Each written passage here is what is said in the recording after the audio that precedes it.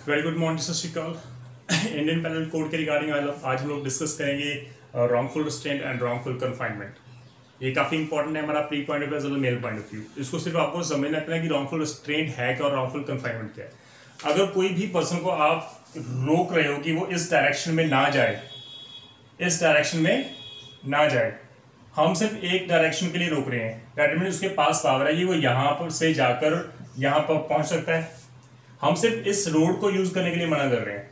अगर उसको यहाँ पर पहुंचना है तो वो किसी और वे से भी जा सकता है, लेकिन हम सिर्फ इस रास्ते को रोक रहे हैं। ये है रॉन्गफुल रिस्ट्रेंट। रॉन्गफुल कन्फाइनमेंट, अगर उस पर्सन को हमने बिल्कुल चार दीवारी में बंद कर दिया, इसी लिमिट में बंद कर दिया कि आप इस लिमिट को क्रॉस कर ही नहीं सकते, तो ये रॉन्गफुल कन्फाइनमेंट है। Got it? रॉन्गफुल रिस्ट्रेंट में उसके पास राइट है, एक विक्टिम के पास राइट है, वो दूसरी डायरेक्शन में जाकर उस जगह पर पहुंच सकता है। रॉन्गफुल कन्फाइनमेंट में उसको हमने बिल्कुल कन्फाइन कर दिया, बंद ही कर दिया। ये है हमारा रॉन्गफुल रिस्ट्रेंट और रॉन्गफुल कन्फाइनमेंट। तो 339 सेक्शन क्या कहता है? Whoever voluntarily obstruct, intentionally voluntarily आप किसी पर्सन को अगर ऑब्स्ट्रक्ट करते हो, प्रिवेंट करो that person from proceeding in any direction, वो किसी एक डायरेक्शन में ना मूव कर सके, किसी एक डायरेक्शन में ना मूव कर सके, in which that person has a right, क्योंकि उस पर्सन का राइट है इस डायरेक्शन में मूव करने का, लेकिन आपने वो रोक दिया। आपने कहा कि इस स्ट्रीट को आप यूज नहीं कर सकते, अगर आप यूज करोगे तो मैं आपको मारूंगा, पीटूंगा। तो यहाँ पर आप रॉन्गफुल रिस्ट्रेंट कर रहे हो। तो इस क्वेश्चन में वो रॉन्गफुल रिस्ट्रेंट हुआ। एक्सप्लेनेशन में वर्ड लिखा obstruction of a private way over land और water which a person in good faith believes himself to be a lawful right to obstruct. यहाँ पर प्राइवेट वे आ गया। लाइक मेरा घर है, मुझे लगता है वो मेरा घर है, काफी समय से मैं रह रहा हूँ, मुझे लगता है वो मेरा घर है, I am the owner of that, लेकिन एक्चुअली वो मेरा नहीं है ऑन रिकॉर्ड, लेकिन मुझे पता नहीं है। तो मैंने किसी को रोक दिया कि आप इस जगह से आप नहीं जा सकते क्योंकि ये मेरा है। तो ये मैं गुड फेथ में कर रहा हूँ। तो यहाँ पर इस सिचुएशन में वो रॉन्गफुल रिस्ट्रेंट नहीं हुआ।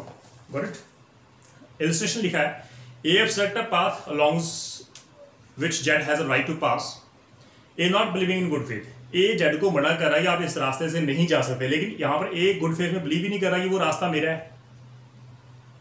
उस ए को पता है कि वो रास्ता मेरा नहीं, इन स्पाइट ऑफ दैट वो जेड को मना कर रहा है कि आप इस रास्ते से जा नहीं सकते। तो ये रॉन्गफुल रिस्ट्रेंट है ना। रॉन्गफुल कन्फाइनमेंट 340 सेक्शन, वहां पर लिखा हूएवर रॉन्गफुली रिस्ट्रेंट। यहाँ पर भी आप उसको रिस्ट्रेंट ही कर रहे हो, लेकिन यहाँ पर सभी डायरेक्शंस को आपने रिस्ट्रेंट कर दिया, उसको कन्फाइन कर दिया। तो whoever wrongfully restrain any person in such a manner as to prevent that person from proceeding beyond certain circumscribing limits is said to be wrongful confinement.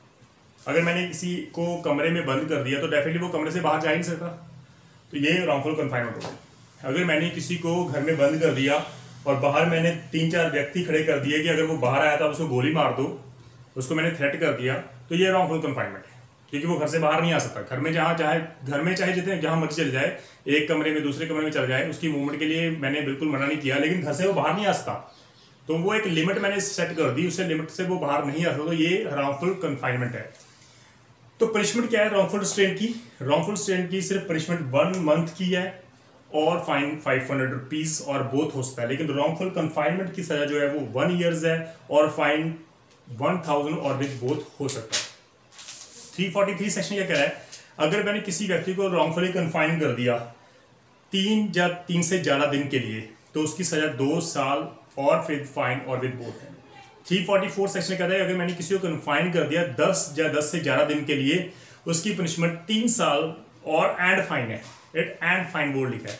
तो इसको ध्यान में रखना कि रॉन्गफुल कन्फाइनमेंट कितने दिन के लिए किया गया है, उसके अकॉर्डिंग भी सेक्शंस जो है वो अट्रैक्ट किया जाता है। 345 सेक्शन सेज wrongful confinement किया गया है उस पर्सन को for whose liberation writ has been issued। हमने हाई कोर्ट में जो है वो रिट ऑलरेडी हमने पब्लिश की हुई है, सॉरी रिट हमने डाल रखी है हाई कोर्ट में हैबिस कॉर्पस के लिए उसको, लेकिन जिस व्यक्ति ने उस व्यक्ति को कन्फाइन किया उसको पता है कि वो रिट भी डाली है, लेकिन मैं उसके बावजूद मैं उसको कन्फाइन करके बैठा हूं, तो ये अपराध भी है।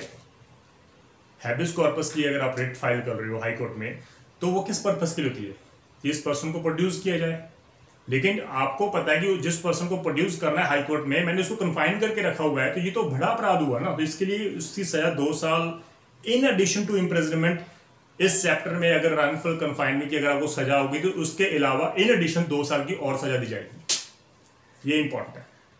346 रॉन्गफुल कन्फाइनमेंट इन सीक्रेट, आपने उसको सीक्रेटली उसको कन्फाइन करके रखा हुआ है, उसको छुपा के रखा हुआ है ताकि किसी को पता ही ना लग सके। तो यहाँ पर बोलेगा whoever wrongfully confine any person in such a manner as to indicate an intention that the confinement of such a person may not be known to any other person। आपने उसको छुपा के रख लिया, आपको पता कि उसकी जो कन्फाइनमेंट है किसी को पता ही नहीं लगेगी, किसी को भी नहीं पता लगेगी, ना ही पुलिस वाले को पता होगी, ना ही पब्लिक सर्वेंट को पता होगी। तो that place of such confinement may not be known to be और discovered by any such person और पब्लिक सर्वेंट। और आपको ये भी पता है कि उस जगह को कोई खोज भी नहीं सकता, कोई उस जगह पर आ भी नहीं सकता, पुलिस भी नहीं आ सकती। आपने उस व्यक्ति को ऐसी जगह पर छुपा के रख लिया, तो ये अपराध है भाई, इसकी सजा भी 2 साल है, in addition to other punishment. Wrongful confinement की सजा आपको मिलेगी 1 साल की, 1 साल की, उसके अलावा 2 साल की इन एडिशन आपको 346 में भी सजा मिलेगी। इन एडिशन बोर्ड लिखा है। तो 347 क्या कहता है? Wrongful confinement to extort property और कंस्ट्रेन टू इलीगल एक्ट। मैंने किसी व्यक्ति को कन्फाइन कर दिया, रॉन्गफुली कन्फाइन कर दिया, और मैंने कहा, उसको थ्रेट किया कि मुझे ये प्रॉपर्टी चाहिए, या मैंने उसके पेरेंट्स को मैंने थ्रेट किया कि आपके पर्सन, आपके जो आपका बेटा है, जो भी है, उसको मैंने बंद करके रखा हुआ है, और अगर आपने ये प्रॉपर्टी मुझे नहीं दी तो मैं उसको मार दूंगा। Such kind of like extortion करने का पर्पस है आपका। आपने उसको कन्फाइन किया है for what purpose? For the purpose of extortion, जहां आपने इलीगल एक्ट करवाना है उससे। तो भाई यहाँ पर सेक्शन 347 अट्रैक्ट होगा। वहां पर लिखा है whoever wrongfully confined a person for the purpose of extorting from the person confined। जिस पर्सन को आपने कन्फाइन किया आप उसी को एक्सटॉर्ट कर रहे हो, जहां किसी भी व्यक्ति को जो उसके इंटरेस्टेड पार्टी है, वहां पर लिखा और from any person interested in the person confined, जिसका इंटरेस्ट उस पर्सन में जिसको आपने कन्फाइन किया है, लाइक उसके पेरेंट्स को आपने थ्रेट कर दिया, एक्सटॉर्ट करने के लिए कोशिश की।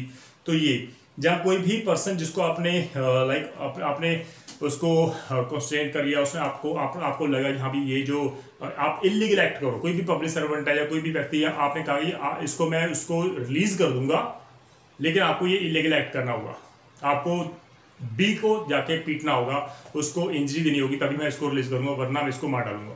तो ये इलीगल एक्ट करवाना, जब प्रॉपर्टी को एक्सटॉर्ट करना, ये अपने आप में अपराध माना जाएगा जो 347 में फॉल करेगा, और इसकी सजा 3 साल है एंड फाइन बोर्ड लिखा गया है। लास्ट सेक्शन 348, रॉन्गफुल कन्फाइन करना टू एक्सटॉर्ट कन्फेशन और कंपेल रिस्टोरेशन ऑफ प्रॉपर्टी। यहां पर पर्पस क्या है आपका पर्पस सिर्फ और सिर्फ कन्फेशन करवाना है। पुलिस वालों ने आपको कन्फाइन कर दिया, आपको मारा पीटा, आपको कहा कि भाई ये अपराध कन्फेस कर लो, ये अपने आप में ऑफेंस है, पब्लिक सर्वेंट ऑफेंस कमिट कर रही है। रॉन्गफुल कन्फाइनमेंट किस पर्पस के लिए किया गया है?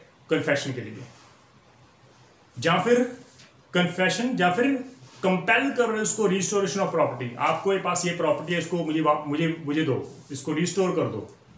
तो ये प्रॉपर्टी वापस लेना, जहाँ उसको कंपेल करना कि आप किसी अपराध को मान लो कि आपने किया, कन्फेस कर दो, एडमिट कर लो। तो ये इस अगर पर्पस के लिए आपने रॉन्गफुली कन्फाइन किया उस व्यक्ति को, तो आप अपराध कर रहे हो जिसकी सजा 3 साल एंड फाइन बोर्ड लिखा गया है 348 सेक्शन में। तो कोई भी रॉन्गफुल कन्फाइनमेंट अगर for the purpose of confession या for the purpose of restoration of property के लिए किया गया है, तो वो अपने आप में अपराध माना जाएगा। 3 years एंड फाइन सजा जो 348 सेक्शन में दी गई है। तो this is all about section 339 to up to 348। Important है, इसको सिर्फ आप देख लेना एक बार, क्योंकि जनरली क्या होता है कि मेन में जो है वो किसी ऐसी सिचुएशन को क्रिएट करते हैं, ऐसे फैक्ट डाल देते हैं जिसमें 339 या 340 अटैक होते हैं सेक्शन। तो इसको आपको ध्यान रखना पड़ेगा। तो this is all about section. इस सेक्शन के लिए सिर्फ इतना ही है। डाउट अगर आपको क्लियर है तो आप उसको क्लियर कर लेना। Thank you so much. सत श्री अकाल।